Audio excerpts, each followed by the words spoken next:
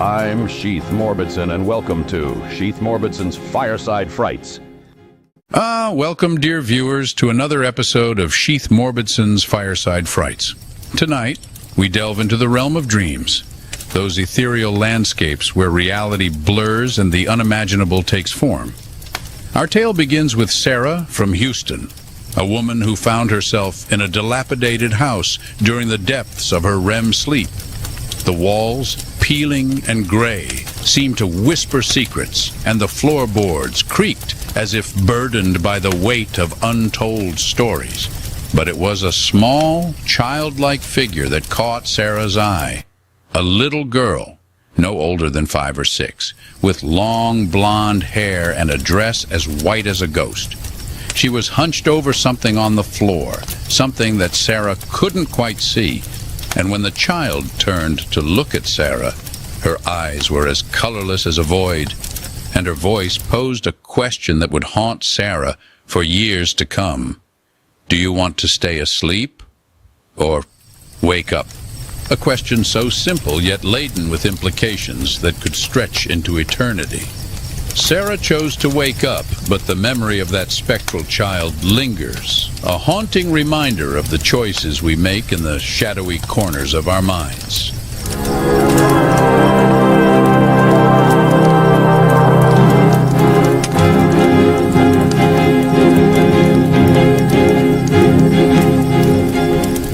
As we smash the marshmallows with our Hershey chocolate bars and fry them by Fireside Fright, let us turn our attention to Britney, a young woman who returned home from a midnight premiere, her mind buzzing with the thrills of the silver screen.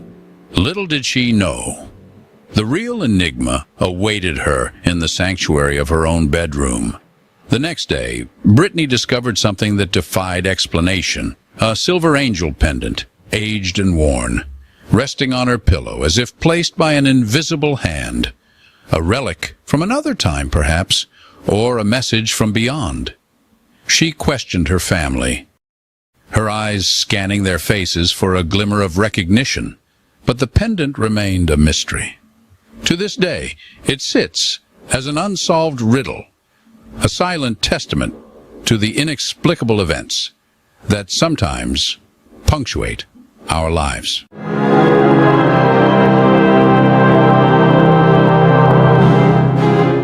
Now, as the firelight dances and the night deepens, we meet Aisha from Cape Coral, a young woman who lived with her family in a home where the boundaries between the living and the dead seemed porous at best. One afternoon, Aisha found herself napping in her grandmother's room, a space shared by 2 beds. And as it turns out, an uninvited guest. Aisha awoke from a nightmare about a monstrous cockroach, only to find that the real horror was yet to come. There, standing next to her grandmother's bed, was a figure so dark it seemed to absorb the light around it. Its hand, skeletal and black, rested on her grandmother's shoulder. As Aisha's eyes met the figure's gaze, she felt a chill colder than a data center's air conditioning. She hid under her comforter, praying for the figure to vanish. Later, her grandmother mentioned feeling a touch while she slept, dismissing it as mere imagination. But Aisha knew better. She knew that some nightmares don't end when you wake up.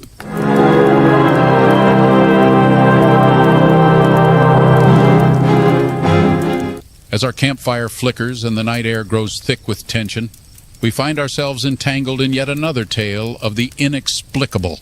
This story, dear viewers, comes from an anonymous source, a person so shaken by their experience that they've chosen to remain nameless. It was a night like any other, the moon hanging low in the sky like a silver pendant. Our protagonist was home alone, engrossed in a late-night coding session. The room was silent save for the rhythmic clacking of keys. But then something broke the silence, a whisper so faint it could have been mistaken for the wind. Ignoring it, he continued to code.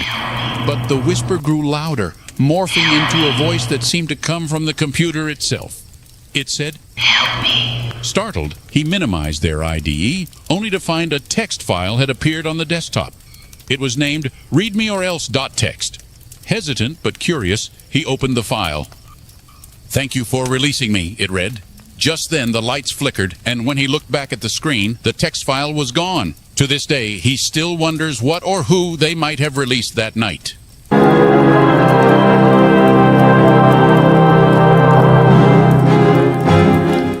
As we close this episode and get ready to put out our campfire so as to appease Smokey Bear, we have one last tale for you. We find ourselves in the company of Alex, a seasoned hiker who ventured into the wilderness for a weekend of solitude. The forest was his sanctuary, a place where he could escape the chaos of the digital world. But on this particular trip, the forest had other plans. As he set up camp near a serene lake, he noticed something odd, a reflection in the water that didn't belong. It was a face distorted and grimacing as if in pain. Shaken, he looked around but saw no one. That night, as he lay in his tent, he heard footsteps circling his campsite. They were slow, deliberate, and seemed to come from multiple directions. Gripped by a fear he had never felt before, Alex stayed awake until dawn, his eyes fixed on the tent's zipper.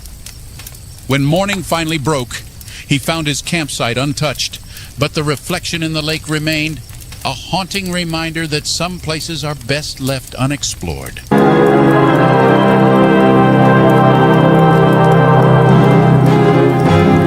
Thank you all for watching. I'm Sheath Morbidson.